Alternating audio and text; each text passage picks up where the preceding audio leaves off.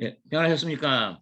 지난번에 우리 9번째 교육 영상으로 전도하는 목자, 소체자 전도법에 대해서 우리가 한번 공부를 했습니다. 오늘은 마찬가지예요. 다리 예화를 공부하는데 제가 태국에서 많이 썼던 방법입니다.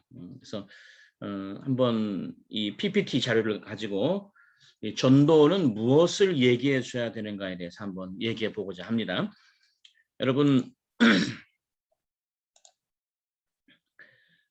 이것은 전에 소개해드렸던 내비게이터의 다리 예화라고 브리지 일러스트레이션, 예수께서 하나님과 사람 사이를 이어주는 다리가 되신다는 그 예화를 가지고 전도하는 것입니다. 여러분, 이 세상에 많은 다리가 있습니다. 그렇죠? 다리는 엄청나게 많습니다. 다리는 둘로 나뉜 어떤 공간을 이어주는 역할을 하죠. 여러분, 지금 앞에 보시는 이 다리는 무슨 다리입니까? 예, 골든 게이트 브리지, 금문교, 미국에 있는 다리죠. 예, 저 다리가 이 두 세계를 연결해 줍니다.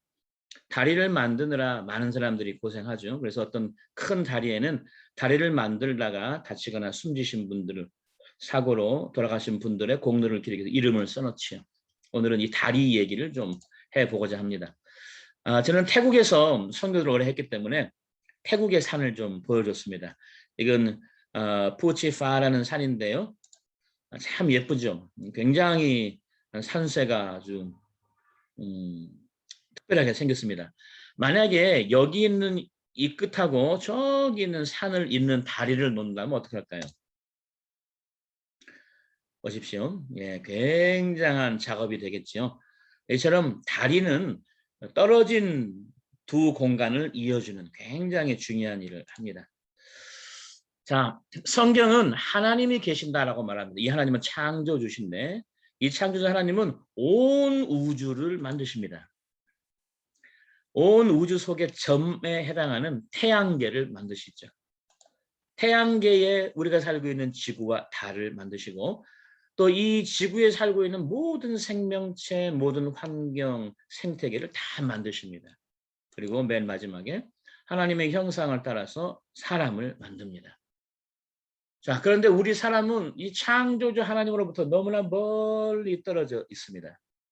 그래서 어떤 분은 하나님이 없다고도 말할 만큼 그만큼 멀리 떨어져 있지요. 이 시간 우리 창조주 하나님과 사람 사이를 잇는 그 다리에 대한 생각을 한번 해보고 싶습니다.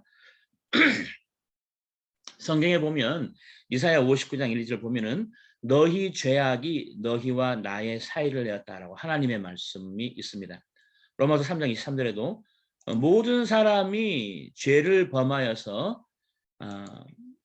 하나님의 영광, 하나님의 의의 표준에 이르지 못하게 되었다. 곧 죄로 말미암아 사람과 하나님 사이가 큰 분리가 생겼다고 말합니다.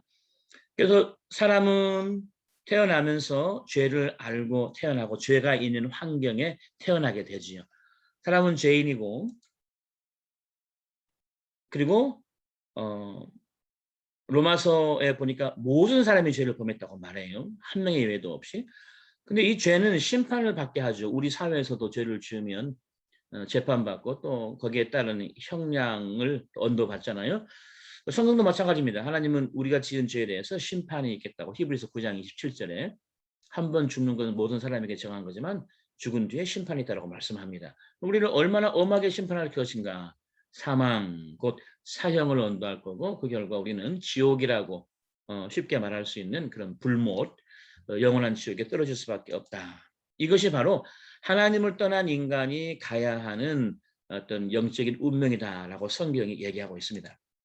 그런데 이 죄 문제를 해결하고 하나님께 가는 사람에게는 요한복음 5장 24절에 하나님이 영생을 주실 것이고 심판받지 않게 해주실 것이고 사망에서 생명으로 옮겨주겠다 이렇게 약속을 하십니다. 이런 두 가지 삶이 왜 이렇게 분리가 생겼다고요? 예, 바로 이 죄 때문이죠. 그래서 우리 인간의 죄의 문제, 이런 죄성 심판받을 수밖에 없고 사망이 이를 수밖에 없는 이런 우리 인간의 제한된 삶을 탈피하고자 우리 역사 속에서 또 우리 각 문화권에서 이런 노력을 해왔습니다. 어떻게 하면 이런 어려움을 우리가 해결해 갈 수 있을까요? 어떤 분들은 선행, 어떤 분들은 도덕, 어떤 분들은 철학, 또 교육 뭐 이런 걸 통해서 어떤 다리를 놓을 수 있다고 생각합니다. 우리 사람은 양심적으로 볼 때 우리가 죄인이고 심판에 이르고 사망에 이를 수밖에 없다는 이 현재 이 세상의 죄의 모습을 보고 이게 온전치 않다고 생각하기 때문에 우리 마음속에 그리는 더듬어 생각하는 하나님 또 천국에 가기 위해서 착한 일을 많이 한다면 도덕적으로 산다면 철학적으로 교육받아 산다면 종교 생활을 한다면 이런 사람은 살 수 있을 거라고 생각합니다. 이거 다 좋은 것들이죠. 그렇지만 조금 전에 말씀드린 죄의 문제를 해결할 수는 없습니다. 예를 들어 선행은 내가 전에 지은 두세 가지의 죄를 오늘 선행을 100가지 한다고 그걸 없앨 수 있겠습니까? 그렇지 않습니다. 예, 그렇기 때문에 선행을 많이 한다고 내가 지은 죄의 문제를 해결할 수는 없는 거지요. 또 도덕, 양심 이런 것도 성경에 보니까 사실은 많은 사람들이 양심과 도덕을 믿고 있지만 만물보다 거짓되고 부패한 게 사람의 마음이라 양심이라 이렇게 말하고 있습니다. 철학과 교육으로 하나님을 알 수 없지요. 이 세상 지식으로 하나님을 알 수 있다면 하나님께서 굳이 하나님의 아들을 보낼 필요가 없었고 또 성경책을 계시를 통하여 우리에게 주실 필요가 없었을 것입니다.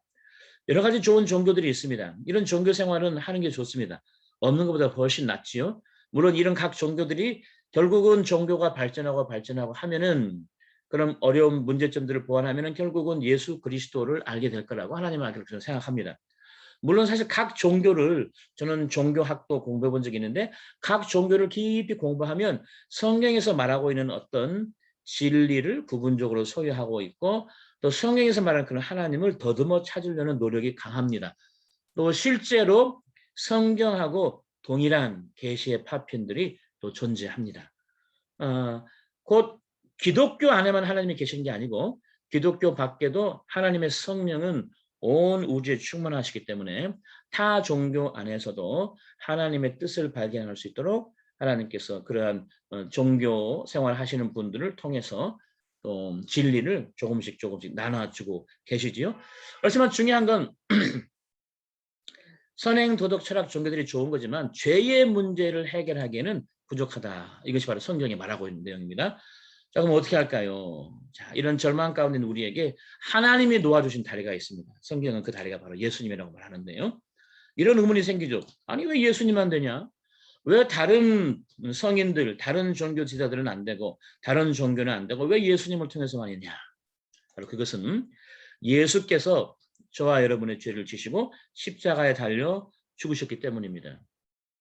하나님께서 육체를 입고 오신 그분이 예수님이신데 그 예수께서 죄 없는 분이시지만 그 아들을 사랑하시는 하나님의 형상대로 지음받은 인간을 사랑하시는 그 하나님의 사랑으로 독생자 예수 그리스도를 우리를 대신하여 십자가에 대신 죽게 하시고 부활하게 하심으로 그 사실을 믿는 사람, 내가 내 아들을 죽일 만큼 너희를 사랑했노라라는 이 하나님의 선언을 착하고 좋은 마음으로 받아들이는 그 사람을 구원하시겠다고 하신 것입니다.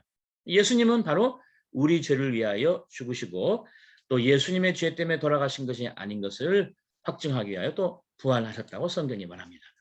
자, 이제는 다리가 놓여 있습니다. 이 다리를 건너가면 됩니다. 성경은 바로 이 다리가 예수님이라고 말씀하는데 예수께서 친히 선포하신 말씀입니다. 예수님 이렇게 말씀합니다. 내가 곧 길이고 진리고 생명이다. 나로 말미암지 않고는 아버지 하나님께 올 자가 없다. 예수님은 바로 하나님께 갈 수 있는 유일한 길이고 하나님께 가기 위하여 알아야 할 진리고 하나님께 가서 얻을 수 있는 그 생명 되신다는 것입니다. 자, 예수님이 길이고 진리의 생명이십니다. 예수님을 통해 건너가면 되지요. 건너가면 됩니다. 누구나 건너갈 수 있습니다. 그런데 하나님 나라에 가기 위하여 꼭 결정할 것이 있습니다. 그것은 바로 믿는 거죠.